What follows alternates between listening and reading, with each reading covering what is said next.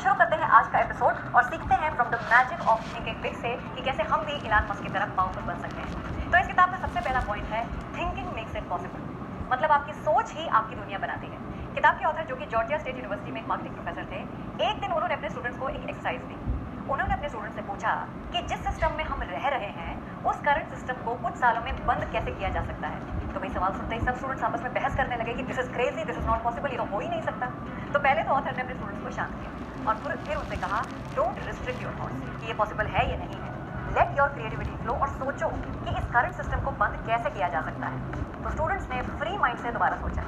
अब उनके दिमाग में क्रिएटिव आइडियाज आने लगे और यही नहीं, वो अपने क्रिएटिव आइडियाज बाकी स्टूडेंट्स के साथ भी कंबाइन करने लगे टू मेक इट बिग। जब ये एक्टिविटी खत्म हुई तो स्टूडेंट्स ने रियलाइज किया कि प्रोफेसर का सवाल was not the problem was the size of their own thoughts. ठीक इसी तरह जब इलान मस्क अपनी रॉकेट कंपनी शुरू कर रहे थे स्पेस एक्स, और वो सबने कहा था कि बहुत ही क्रेजी आइडिया है। इनफैक्ट उनको खुद भी लग रहा था कि आइडिया बहुत क्रेजी है, क्योंकि तब तक प्राइवेट रॉकेट कंपनीज थी ही नहीं। रॉकेट को स्पेस में भेजने का काम यूजुअली गवर्नमेंट ऑर्गेनाइजेशंस का होता था, जैसे कि नासा। लेकिन इलान मस्क डटे रहे और आगे चलकर वो सक्सेसफुल भी हुए। तो बड़ा सोचने की वजह से स्पेस एक्स एक रियलिटी बन पाई। अगर इलान मस्क ये सोचते रह जाते कि ये बहुत ही क्रेजी आइडिया है तो आज स्पेस एक्स होती ही नहीं। तो इंसान की सोच उसे बड़ा या छोटा बनाती है। लेकिन बड़ा सोचने का ये मतलब नहीं है कि आपको हमेशा रॉकेट कंपनी ही स्टार्ट करनी है। एक रिक्शे वाले का ये सोचना कि मैं पैसा बचाकर अपने बच्चों को स्कूल भेजूंगा, उनको अच्छी एजुकेशन दिलाऊंगा, ये बड़ी सोच है। एक मिडिल क्लास सैलरी बैकग्राउंड के इंसान का ये सोचना कि मैं अपनी कंपनी बनाऊंगा और बहुत से लोगों को जॉब अपॉर्चुनिटीज दूंगा, ये एक बड़ी सोच है।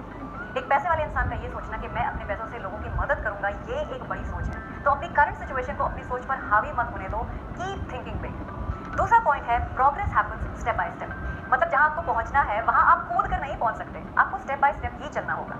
ऑथर ने सेरिक सैवरिन का एग्जांपल दिया है, जो कि रीडर्स डाइजेस्ट के ऑथर और कॉरेस्पॉन्डेंट थे। वर्ल्ड वॉर 2 में उनके साथ एक हादसा हुआ। सेरिक और उनके कुछ साथियों को प्लेन से जंप करना पड़ा और वो गिरे सीधा एक जंगल में जो कि इंडिया और म्यांमार के बॉर्डर पे था। उन्हें पता था कि रेस्क्यू टीम के आने में बहुत टाइम लग जाएगा। अब उनके पास दो ही ऑप्शन थे, भाई या तो वो जंगल में मर जाएं और या फिर सेफ एरिया में पहुंचने की कोशिश करें। अगस्त की गर्मी और बारिश में बिना किसी रिसोर्स उनको 140 किलोमीटर का सफर तय करना था।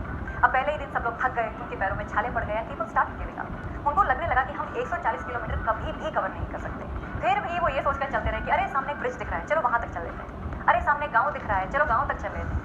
और ऐसा करते करते उन्होंने 140 किलोमीटर कवर किए और सेफ एरिया तक पहुंच गए। इसे कहते हैं the concept of next mile. जब आप कुछ बड़ा करना चाहते हो तो अगर आप ये सोचते रहोगे कि मैं तो अपने गोल से बहुत दूर हूँ तो आप डिसअपॉइंटेड ही रहोगे। लेकिन अगर आप सिर्फ अपने अगले स्टेप पर ध्यान दोगे, वहां तक पहुंचने की कोशिश करोगे, तो आप जीत सकते हो।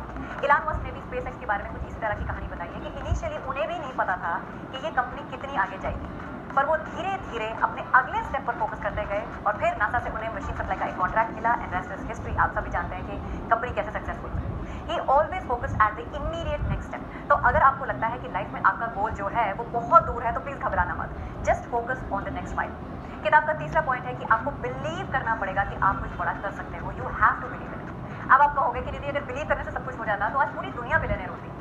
पूरी दुनिया बिलियनर इसलिए नहीं बन सकती क्योंकि उनके दिमाग में एक्सक्यूजेस भरे हुए हैं, और सबसे कॉमन एक्सक्यूज है I am not good enough. कितना आसान है ये कह देना कि I am not good enough ताकि मेहनत ही ना करनी पड़े, and that is what most of the people do. अब हो सकता है कि आप इलान मस्क को देखो और सोचो कि यार इनका तो आईक्यू बहुत हाई है, इन्होंने तो बहुत ही अच्छी यूनिवर्सिटी से डिग्री हासिल करी है, इनके पास तो बहुत पैसा है, इन्होंने अपनी पहली कंपनी पेपैल से ही $1 बिलियन कमा लिए थे। लेकिन मेरे पास क्या है? मैं तो एक नॉर्मल सा इंसान हूँ, मेरा तो आईक्यू भी इतना हाई नहीं है, मैं तो बहुत अच्छी यूनिवर्सिटी से नहीं पढ़ा, मैं अमेरिका में भी नहीं रहता हूँ, मेरे पास तो कुछ भी नहीं है, तो मैं इनसे क्या बराबरी करूँ? मैं तो कुछ भी नहीं बन सकता। I am not good enough. देखो, मैंने पहले पॉइंट में बताया था कि असली प्रॉब्लम नहीं है, असली प्रॉब्लम है हमारी सोच। ज़्यादातर लोग यहीं पर फंस जाते हैं, and that is why it is important कि आप इस बात को समझो।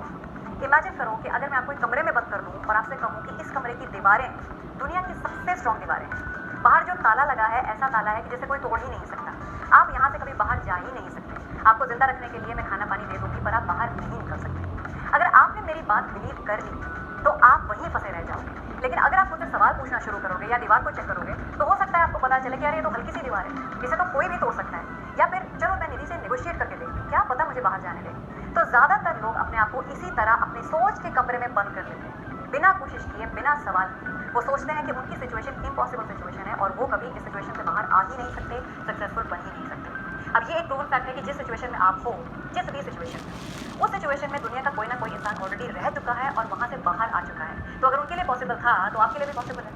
ऑथर ने अपनी किताब में एक एक्सरसाइज दी है जो आपको ये लॉजिक समझने में बहुत मदद करेगी। एक पेपर लो और उस पर अपनी 5 सबसे बड़ी स्ट्रेंथ्स लिखो। चाहे आप क्यूरियस हो, डिसिप्लिन हो, आप बुक्स पढ़ते हो, आप हार्ड वर्किंग हो, आप एम्बिशियस हो। फिर हर स्ट्रेंथ के नीचे एक ऐसे इंसान का नाम लिखो जिसके पास ये स्ट्रेंथ नहीं है लेकिन वो सक्सेसफुल है। ये एक्सरसाइज करने से आपके दिमाग की बत्ती जलेगी, आपको समझ आएगा कि जिस इंसान के पास ये स्ट्रेंथ है भी नहीं, अगर वो सक्सेसफुल बन सकता है तो मैं तो डेफिनेटली बन सकता हूँ। चौथा इंपॉर्टेंट पॉइंट है टू बिल्ड अ नेटवर्क। अभी कुछ वीक्स पहले मैंने इसी टॉपिक पर एक एपिसोड बनाया था। If you haven't watched it, the link is here, please go ahead and watch it later. अब यहाँ बात को समझो, अगर आपको आगे बढ़ना है तो आपको एक अच्छा सा नेटवर्क बनाना ही पड़ेगा। जितना बड़ा आपका गोल है, जितना बड़ा आपका सपना है, उतने ही ज़्यादा लोगों की आपको ज़रूरत पड़ेगी। इलान मस्क ने भी कहा है कि उनकी सक्सेस का एक बड़ा रीज़न है the type of people who are with him. एक इंटरव्यू में उन्होंने कहा था कि हमेशा वो ऐसे लोगों की तलाश में रहते हैं जिनमें एक्सेप्शनल एबिलिटी हो, जो टफ प्रॉब्लम्स सॉल्व कर सकें और सही टाइम पर सही डिसीजन ले सकें। अब भाई इलान मस्क तो इलान मस्क है, लेकिन हम जैसा आम इंसान ऐसे लोगों को कैसे ढूंढ सकता है? ऑथर ने एक तरीका बताया है कि अगर आपको ऐसा स्ट्रॉन्ग नेटवर्क बिल्ड करना है तो सबसे पहले आपको एक लाइकेबल पर्सन बनना पड़ेगा, एक ऐसा इंसान जिसे लोग पसंद करें। अब लाइकेबल बनना मुश्किल नहीं है, लेकिन इसके लिए प्रैक्टिस लगती है। आपको लोगों से सोशलाइज करना पड़ेगा, उनके नाम याद रखने पड़ेंगे, ये सीखना पड़ेगा कि आप खुद को इम्पैक्टफुली दूसरों से कैसे इंट्रोड्यूस कर सकते हो। और सबसे इंपॉर्टेंट पॉइंट, आपको एक अच्छा लिसनर बनना पड़ेगा। ये नहीं है कि आप इंतजार करो कि भाई सामने वाला कब चुप है तो मैं बोलूँ। सामने वाले को लगना चाहिए कि आप उनकी बात सुन रहे हो and you are genuinely interested in what they are saying. That is when people will remember you और आपके लिए नई नई अपॉर्चुनिटीज के दरवाजे खुलेंगे। और फिफ्थ पॉइंट है डू मोर नॉट लेस। काफी बड़ा पॉइंट है जो इलान मस्क की लाइफ से सीख सकते हैं। देखो, आम आदमी क्या सोचता है? आम आदमी सोचता है कि जब मेरे पास कोई टीम आएगी तो मैं आराम से बैठूंगा, सारा काम वो लोग करेंगे। लेकिन जैसे जैसे टीम बढ़ी, उनका बिजनेस बढ़ा, वैसे वैसे इलान मस्क ने और ज्यादा रिस्पॉन्सिबिलिटी अपनी ली। And look how beautifully he is managing all the business, how successfully is managing all the business. In fact कई बार हम सोचते हैं कि यार इतना काम है, टाइम कहाँ है? लेकिन आई एम श्योर कि आपकी लाइफ में कोई ना कोई ऐसा पॉइंट जरूर आया होगा जहाँ आपके पास टाइम कम था, रिस्पॉन्सिबिलिटी ज़्यादा थी, फिर भी आपने कमाल कर दिया। See the thing here is कि आप जितना काम करते हो ना, उतना आपका फ्लो बढ़ता है, उतनी आपकी एफिशिएंसी बढ़ती है। लेकिन अगर मैं आपसे कहूँ कि ज़्यादा काम करना चाहिए, then please don't compare yourself with the level of Elon Musk और एनीबॉडी एल्स। आपकी जर्नी दूसरों से बहुत अलग है। आपको ये समझना पड़ेगा कि आप अपनी लाइफ की किस स्टेज पर हैं। जैसे कि अगर मैं आपसे बोलूँ कि सुबह 5 बजे उठना चाहिए, इट्स अ ग्रेट हैबिट। तो अगर आप ऑलरेडी सुबह 5 बजे उठते हो या जल्दी उठते हो, then it is a great advice for you. लेकिन अगर आप 9 बजे से पहले उठते ही नहीं हो तो आपको ग्रेजुअली अपनी हैबिट चेंज करनी है। So what I am trying to say here is कि ज्ञान सब पर बराबर एप्लीकेबल नहीं होता। अगर आप मुझसे या किसी और से ज्ञान की कोई बात सुनो तो ध्यान रखना, it is not equally applicable on everybody. Keep the